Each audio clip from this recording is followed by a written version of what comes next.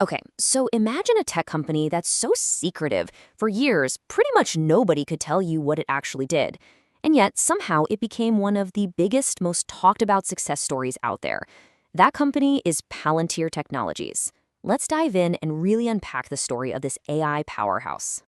So, get this, in just a handful of years, Palantir's stock just ignited. We're talking a surge of over 2,000%. That insane growth shot its valuation past $400 billion, making it bigger than some of the most famous software companies on the planet. I mean, what a ride for a company that started out so niche. So you have to ask, right? How on earth did that happen? How does a company that was basically a shadow government contractor break out and become a public market superstar? Well, that's exactly the mystery we're going to solve right now. To understand how they did it, we first have to get our heads around what they actually do. At its heart, Palantir builds software that sifts through mountains of messy data to find the hidden signals.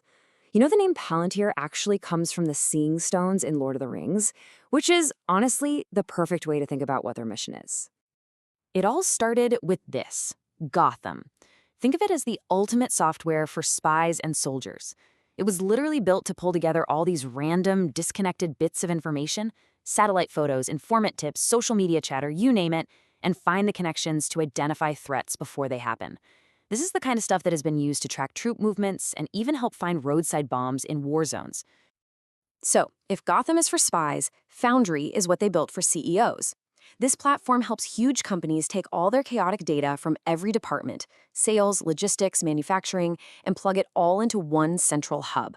So a company like Airbus can use it to build planes more efficiently, and Tyson Foods apparently used it to fix their supply chain, saving them something like $150 million a year. So there you have it. It's a super clear distinction. Gotham is for national security. It's about finding the bad guys. Foundry is for the business world. It's about finding efficiencies and making more money. They're really just two sides of the same powerful data crunching coin. And the thing working behind the scenes making it all possible is Apollo. Now, this is a really critical piece of the puzzle. It's the system that lets them update Gotham and Foundry no matter where in the world that software is running.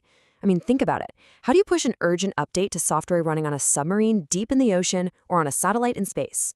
Apollo is the answer. It's their secret weapon for keeping everything running, everywhere, all the time. And this brings us to the real game changer.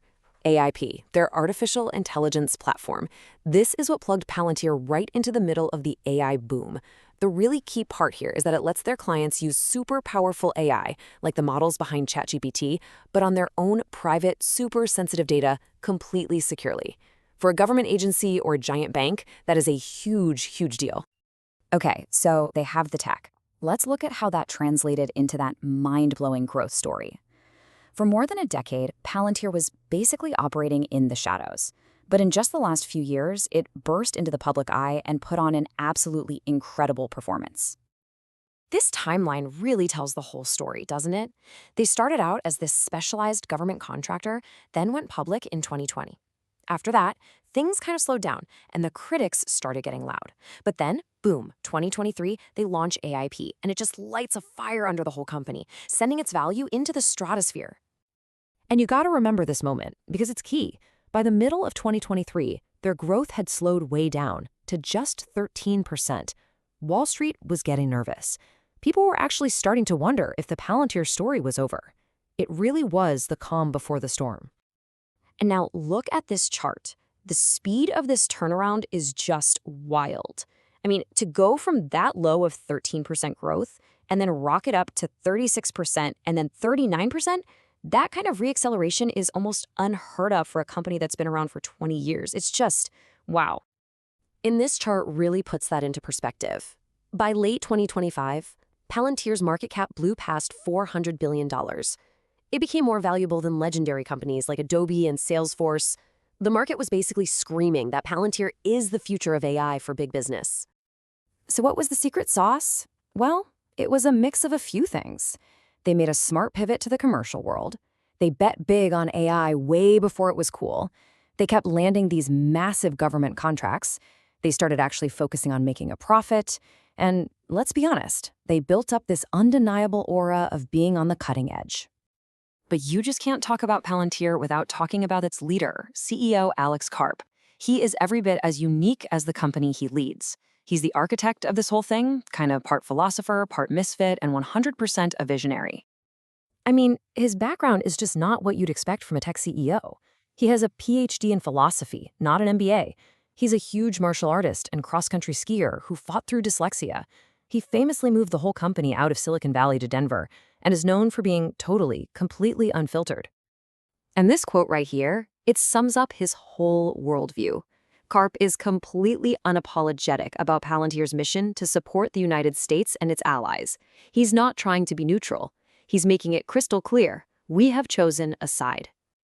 And he's just as direct when it comes to hiring people. On the topic of working with the military, his message is brutally simple. If you don't agree with what we're doing, don't work here. It's a pretty intense way to make sure everyone on the team is on board with the mission. Now, this outsider rebel spirit was on full display in mid-2023 when Palantir finally got added to the S&P 500. This was a massive moment of validation from the mainstream, but Alex Karp's celebration was, well, anything but mainstream.